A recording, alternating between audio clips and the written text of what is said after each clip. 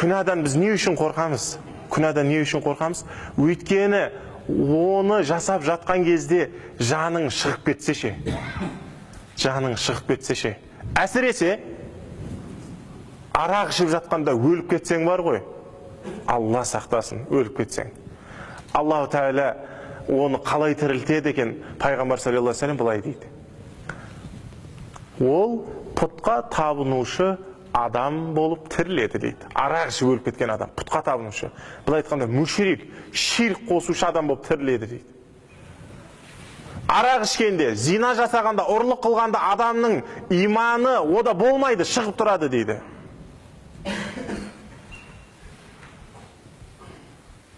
Жаңағы дастарханда бірдеңе болып өліп кететін болсаң, қиын жағдайың. Сонда өзің ішпесең де о жерге барып тұр. Мұсылманбыз ғой, есімізді жияйық. Мына әлі күнге дейін жаңа арақтарды дастарханға қоятындар бар. Дұрыс па? Әлі күнге дейін. Тіпті намаз оқитын кісілер де бар, сөйтіп істейтін. Жұмада жүретін уағыздарды естіген кісілер де бар, әлі қояды. Күнә тек қана өзіңіз істегеніңіз былай тұрсын. Қойғаныңыз үшін ана кісілердің күнәларында арқалайсыз. Түсініп отырсыз ба? Соншалықты мықтысыз ба әркімнің күнәларын арқалай беретін? Кім бір жерге жиын жасап тұрып, ана дастарханның арам болуына себеп болса, бұл өте ауыр күнә. Мынандай нәрселер бар. Өлетін сияқты да олар, сол арақ ішпесе өліп қалатын сияқты. Осыншалықты араққа құл болған адам, ол кез келген нәрсеге құл болады ол. Алладан басқа кез келген нәрсеге құл болады. Кез келген күнәға құл болады ол адам. Әжептәуір жұрт адал той қылады, бір арамылар сол жерге анау алып кіреді ғой соны жасырып. Дастархан арамдама, құры о жерден. Айтайын, ана жерде тілек айтылады ғой, Аллах білуші. Бір періште болмайды.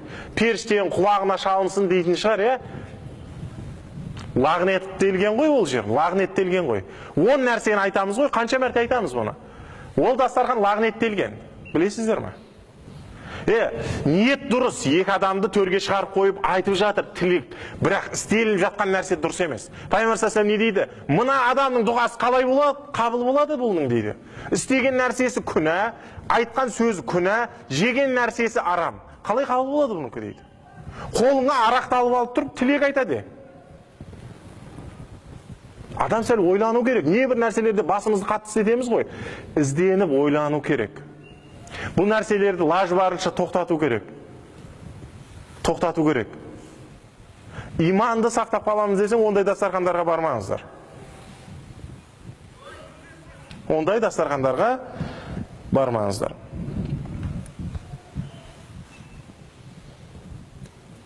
Мына намаз оқитын кісілер әсіресе, осылар бармаңыздар. Неге? Өйткені бізде дәлел тауып алғыштар көп. Дейді, анау пәленше деген намазхан жүр ғой сүйерді дейді. Керемет та оған, ол амал етуге керемет нәрсе болады, сылтау болады. Болмайды ол нәрсе, бармаңыздар, лажы барынша. Алдын ала барып айтыңыздар, шақырып келіңіздер той жасайтын адамды. Насихат қылайық, сөйт тоқтату керек бұл мәселелерді. Ішіп атқан кезде сол жерде. Не бір нәрселер бар, тойда төбелес, атыс қырылыс болып тұрып, сүйерде өледі анау алқаш жаңа ішіп алған халінде. Не болады ертең ананың тірілгенде? Пайғамбар саллаллаху алейхи ва саллям айтып тұр ғой, пұтқа табынушы болып тіріледі деп тұр. Не болады сонда жағдай? Арзый ма сол? Ертең қияметте арзиды ма тозаққа түсуге сол нәрсе? Адал нәрсе белгілі, арам нәрсе белгілі. Алла белгілеп қойған. Арам ба? Болмайды сізге. Біреу жаңағыдай сұрайды ғой енді. Сөйтсе болады дейтіндер де бар екен. Ондайлар тыңдамаңыздар. Тыңдамаңыздар. Ол өзінің басына келетін ертең нәрсеге дайындала берсін. Молда болса да, солай айтқан болса, дайындала берсін өз басына келетін нәрсеге.